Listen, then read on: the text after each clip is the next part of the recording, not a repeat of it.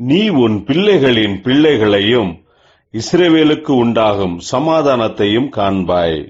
கர்த்தருக்குள் பிரியமானவர்களே, உங்கள் அனைவருக்கும் இனிய காலை வணக்கங்கள்.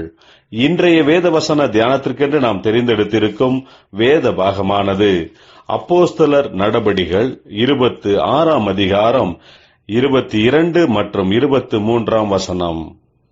ஆனாலும் தேவ அனுக்கிரகம் பெற்று நான் இந்நாள் வரைக்கும் சிறியோருக்கும் பெரியோருக்கும் சாட்சி கூறி வருகிறேன்.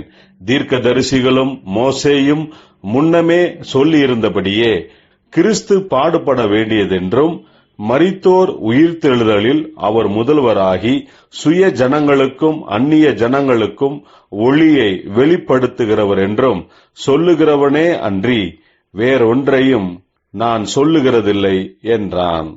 பிரியமானவர்களே, இன்றைய வேத தியானத்தின் தலைப்பு தேவனுடைய அனுக்கிரகத்தினால் என்பதே. அப்போஸ்தலனாகிய பவுல் கர்த்தருடைய ஊழியத்தின் நிமித்தமாக நிறையவே எதிர்ப்புகளை சந்திக்க வேண்டியதாயிற்று. சிறைச்சாலை, சாட்டையடி, கல்லெறிந்து காயப்படுத்துதல் போன்ற அநேக பாடுகளை பட்டார். அகிரிப்பா ராஜாவுக்கு முன்பதாக பவுல் தான் எதற்காக தேவனால் அனுப்பப்பட்டேன் என்பதை மிகவும் விவரமாக எடுத்து சொல்லுகிறார்.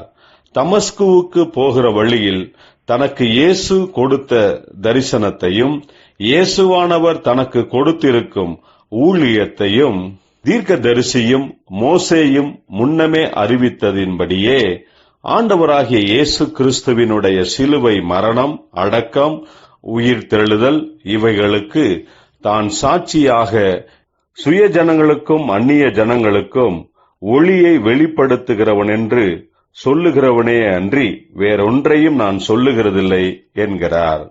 பிரியமானவர்களே, நாமும் கூட தேவனுடைய ஊழியத்தை செய்யும்படிக்கு தெரிந்தெடுக்கப்பட்டிருக்கும் போது நமக்கு வருகிற எதிர்ப்புகள், பாடுகளின் போது தேவனே நமக்கு கிருபையையும் பலனையும் தருகிறவராயிருக்கிறார்.